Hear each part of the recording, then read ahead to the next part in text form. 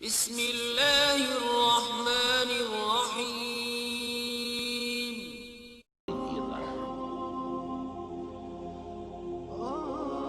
اس پر کہیں گفتگو قرآن میں نہیں ہوئی ہے، اور میرے علم کی حد تک کسی صحیح حدیث میں بھی اس موضوع کا ذکر نہیں ہے۔ البتہ ایک حدیث ہے، وہ حدیث جو محدثین کے بڑے کڑے معیار ہے کسی حدیث کو تسلیم کرنے کے ضمن میں، روایت کی شرائط، ان پر تو وہ حدیث پوری نہیں اترتی ہے، لیکن اپنے مفہوم کے اعتبار سے، اپنے اصل مضمون کے اعتبار سے وہ اس درجے اہم ہے اس سے کہ اکثر مفسرین کرام موضوع وہ حدیث ہے جو گھڑی گئی ہے، جس کے بارے میں طے کر دیا محدثین نے کہ اس کی کوئی اثر ہے ہی نہیں، کوئی بنیاد ہے ہی نہیں، کوئی جڑ ہے ہی نہیں، یہ تو گھڑ لی گئی، موضوع وضع کی گئی۔ ظاہر بات ہے کہ اس حدیث کی طرف تو ہمیں دلچسپی ہوگی نہیں، نہ اس سے کوئی عقیدے کا مسئلہ طے ہوگا، نہ عمل کا فیصلہ طے ہوگا کہ کچھ ہے حلال یا حرام اس حدیث کی روح سے ہو جائے۔ البتہ دوسری حدیث وہ ہے ضعیف ہے، یعنی ضعیف ہے اس معنی میں کہ اس کی سند پوری نہیں مل رہی۔ اب یہ چیز جو ہے میں بتا رہا ہوں آپ کو کہ یہ تو آپ کو دنیا میں ہمیشہ پیش آئے گا، آپ کسی وکیل سے پوچھ لیجئے، کوئی مقدمہ ہو ہی نہیں سکتا جب تک کچھ جھوٹ شامل نہ کیا جائے۔ خالص حقیقت کے اوپر کوئی کتنا ہی سچا مقدمہ ہو، اب جیت نہیں سکتا۔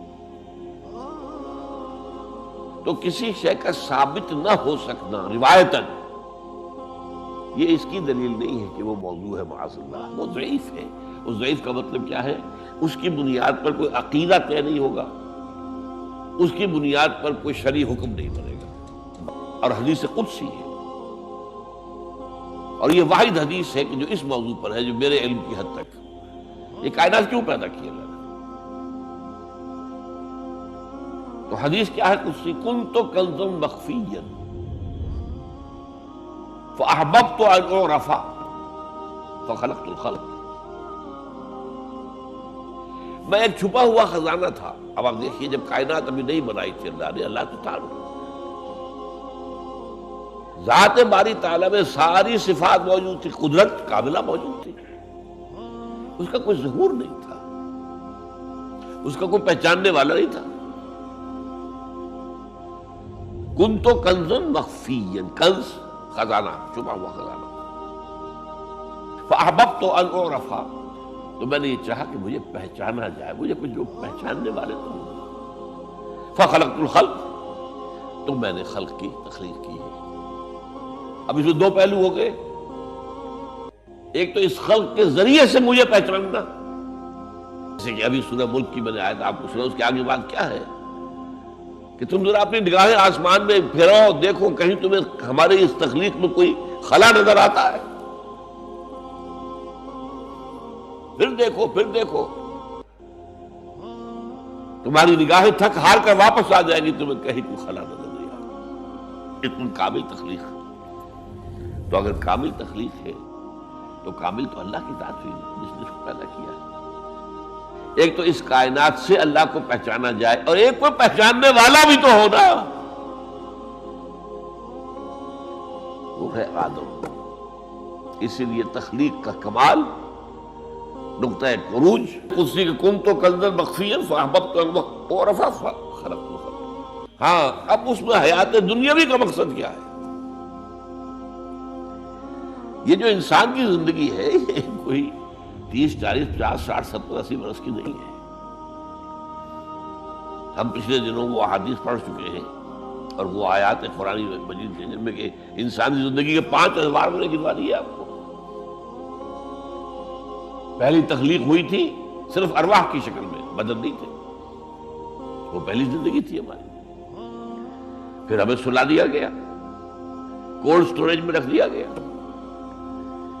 پھر اس دنیا کا سارا نظام مادی بنا، اور اس میں تخلیق آدم ہوئی مٹی سے، تو پھر وہ آدم کی روح پھونکی گئی، یہ دوسرا دور آ گیا۔ اب آدم ہے، روح آدم جمع، جس میں آدم،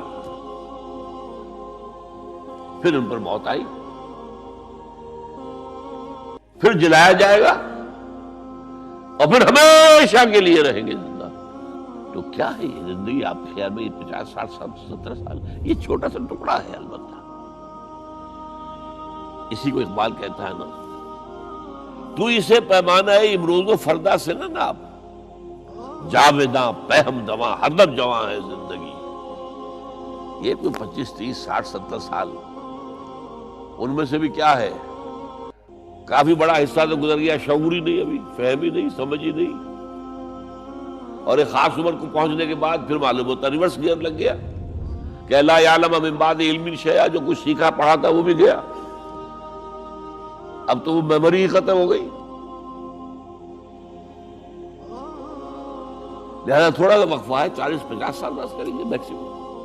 نہیں، انسانی زندگی یہ نہیں ہے. تو اسے پیمانہ امروز و فردا سے نہ ناپ، جاویداں پہم دواں ہر دم جواں ہے زندگی. اور ایک عجیب مصرع ہے اس شعر کے اندر، اس غزل کے اندر ہے، کبھی جاں اور کبھی تسلیم جاں ہے زندگی. اس کو بہت کم لوگ سمجھتے ہیں، تسلیم جان کا کیا مطلب ہے.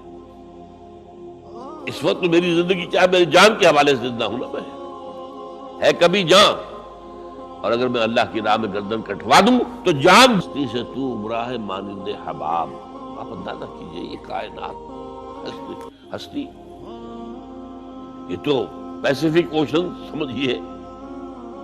قلزم ہستی سے تو، اب تیری حیثیت کیا ہے، حباب. جیسا سطح سمندر کے اوپر یہ بلبلے ہیں، بس ہماری حیثیت اس کے سوا تو کچھ نہیں. قلزم ہستی سے تو ابرا ہے مانند حباب، اس نیا خانے میں تیرا امتحان ہے زندگی. یہ جو دور ہے ہمیں دیا گیا ہے زندگی کا، یہ جو ہے اس زندگی میں سے کاٹ دیا گیا کچھ حصہ. پہلا حصہ جو تھا وہ روحانی، اس کے بعد موت آ گئی. پھر وہ زندگی آئی جو اس دنیا کی ہے، پھر موت آ جائے گی. ان دو موتوں کے درمیان ایک زندگی ہے، اور ایک پہلی موت سے پہلے بھی زندگی تھی، اور دوسری موت کے بعد کی زندگی. 5 انوار پھر میں گنوا رہا ہوں آپ کو. اس حوالے سے جو مقصد حیات ہے دنیاوی، وہ ہے امتحان.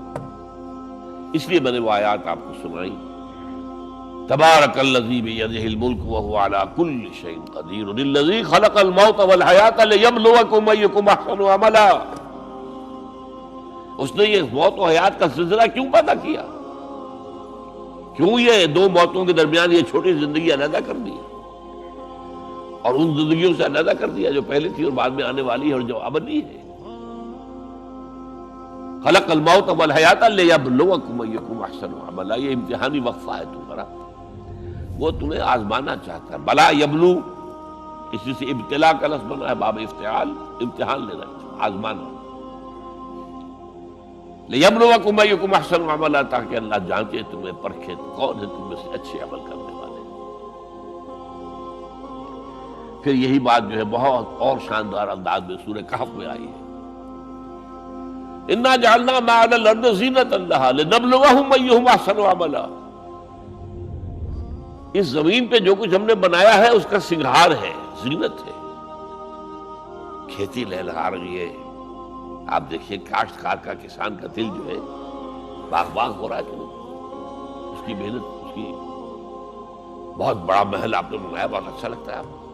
وَمَسَاكِنَ تَرْضَوْنَهَا. یہ ساری چیزیں زندگی. اور آج آپ کو معلوم ہے جتنا یہ دجالی زمانہ آ رہا ہے ہم پر، اتنی ہی زندگی زیادہ پرکشش، زیادہ اٹریکٹیو.